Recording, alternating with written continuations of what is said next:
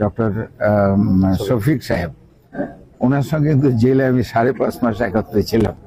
5.5 মাস আমি ওনার পিছনে নামাজ পড়েছি। I know him very well. অত্যন্ত ভালো লোক, অত্যন্ত জ্ঞানী লোক এবং খুবই ভালো ডাক্তার। তারপরে আমাদের যে নায়েবে আমির আছে আমাদের তাহের ভাই, ওনার সঙ্গে আমি 9 মাস জেলে ছিলাম। আমরা কিন্তু জেল বার্ড, জেলের বন্ধু। সে ডাক্তার মানুষ, অত্যন্ত জ্ঞানী লোক।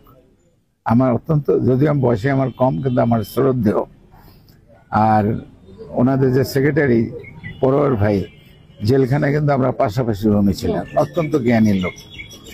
তো জামাতের প্রতি ব্যক্তিগতভাবে আমার যত শ্রদ্ধা আছে, তাদের সঙ্গে আমি কাজ করতে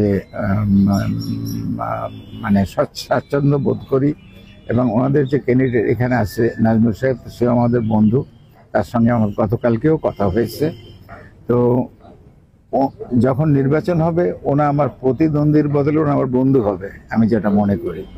আচ্ছা, তারপরে আমাদের যে ইসলামী আন্দোলন হাত পাখা চরমোনাইর, তো চরমোনাইর এর আগে ফজলুর রহমান সাহেব যে আমাদের পীর ছিলেন, উনি তো আমি তার অত্যন্ত স্নেহভাজন ছিলাম।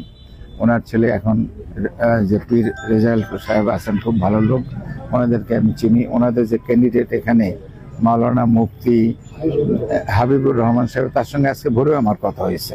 26 তারিখে তার সঙ্গে মিটিং আছে। Is a good friend. যদিও বয়সে আমার প্রায় অর্ধেক বয়স, 53-তে তার বয়স, কিন্তু we are very good friend.